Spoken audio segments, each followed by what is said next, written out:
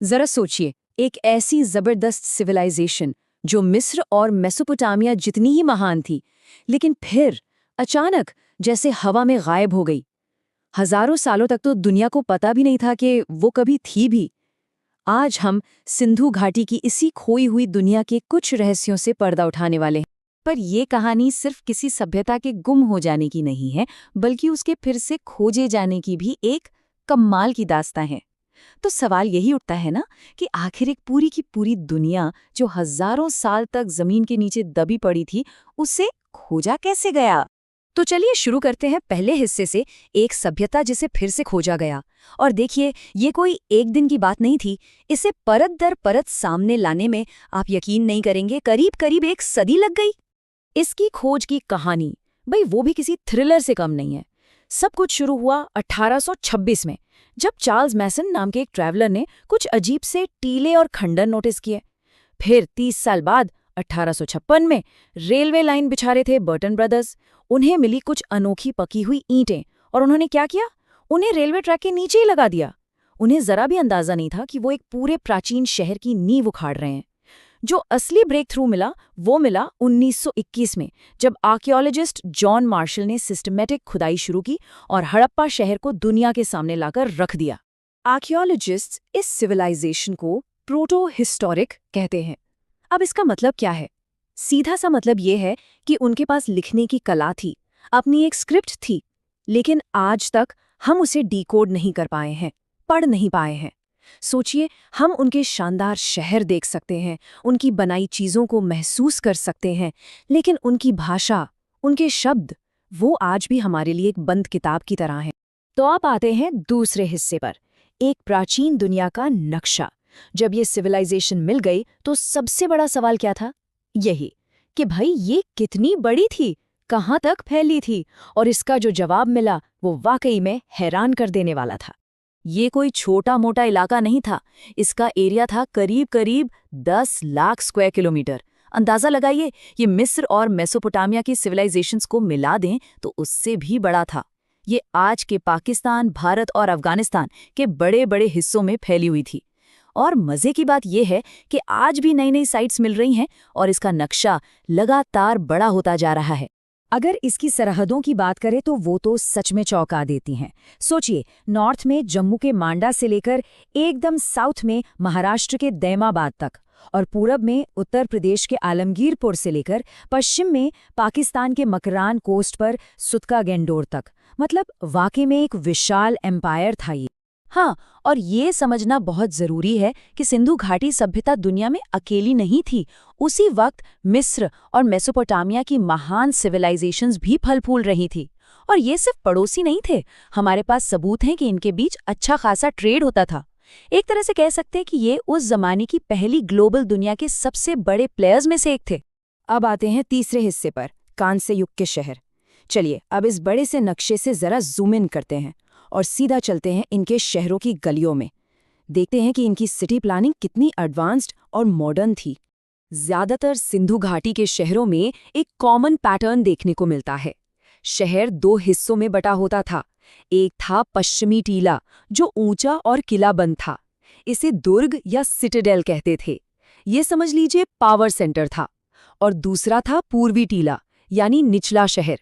ये बड़ा इलाका था जहां आम लोग रहते थे, कारीगर, व्यापारी, मजदूर। ये बनावट ही उनके सोशल स्ट्रक्चर की कहानी बता देती है। लेकिन हर शहर एक जैसा नहीं था। गुजरात का धोलावीरा शहर इस नियम का एक एक्सेप्शन है। वो इस पैटर्न को तोड़ता है। वो दो नहीं बल्कि 3 हिस्सों में बटा था, एक दुर्ग, एक मिडिल टाउन और एक लोअर टाउन। ये दिखाता है कि वो सिर्फ एक ही ढर्रे पर नहीं चल रहे थे, बल्कि अपनी जरूरतों के हिसाब से प्लानिंग में बदलाव भी कर रहे थे। और इनके शहरों की जो प्लानिंग थी वो तो कमाल ही थी। सड़कें एकदम सीधी, एक दूसरे को परफेक्ट 90 डिग्री के एंगल पे काटती थीं, जैसे कोई चेस बोर्ड हो। इसे ही हम आज ग्रिड सिस्टम कहते हैं। और एक और दिलचस्प बात, घरों के दरवाजे मेन रोड पर नहीं खुलते थे, बल्कि अंदर की गलियों में। प्राइवेसी और सेफ्टी का कितना ध्यान रखा गया था। ऐसी प्लानिंग बिना किसी पावरफुल सेंट्रल अथॉरिटी के हो ही नहीं सकती। चौथा हिस्सा, बिल्डर्स, ट्रेडर्स और आर्टिस्ट्स। तो सवाल ये है कि इन शानदार शहरों को बनाने वाले लोग, वो कौन थे? उनका कल्चर कैसा था? वो कौन सी टेक्नोलॉजी का इस्तेमाल करते थे? चलिए पता लगाते हैं। यहाँ की सबसे हैरान कर देने वाली बातों में से एक उनके समाज के बारे में है। देखिए, खुदाई में बहुत बड़ी तादाद में फीमेल फिगराइंस यानी नारी मूर्तियां मिली हैं।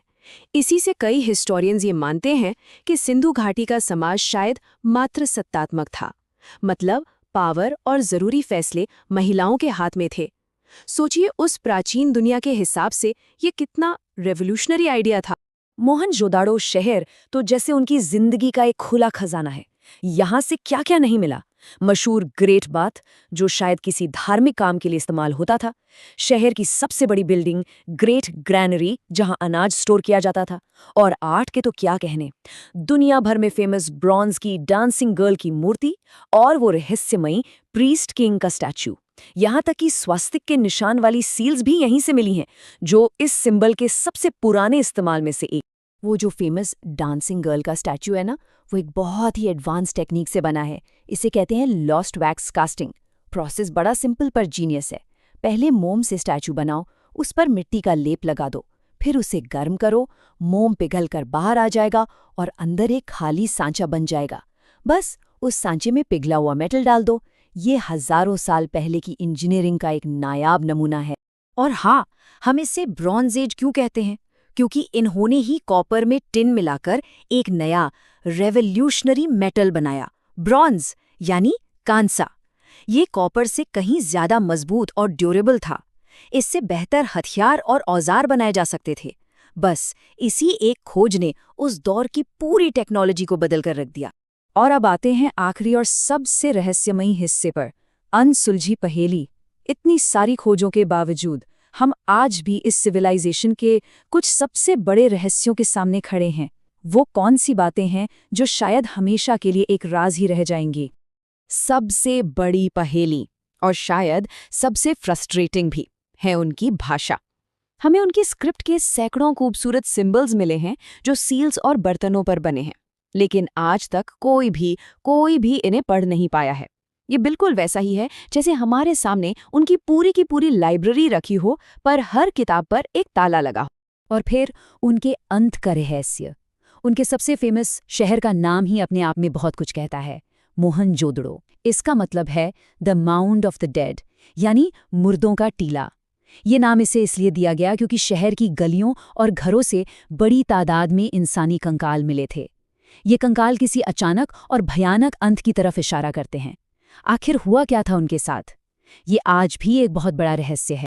तो सिंधु घाटी के लोग अपने पीछे शानदार शहर और बेमिसाल आर्ट छोड़ गए, लेकिन अपनी आवाज नहीं।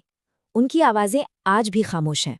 बस एक बार सोच कर देखिए, जिस दिन हम उनकी स्क्रिप्ट को डिकोड करने में कामयाब हो गए, वो अपनी दुनिया के बारे में हमें और कौन-कौन से अनकहे रहस्य बताएंगे। ये एक ऐसा सवाल है जो आज भी दुनिया भर के हिस्टोरियंस और आर्कियोलॉजिस्ट को सोने नहीं देता।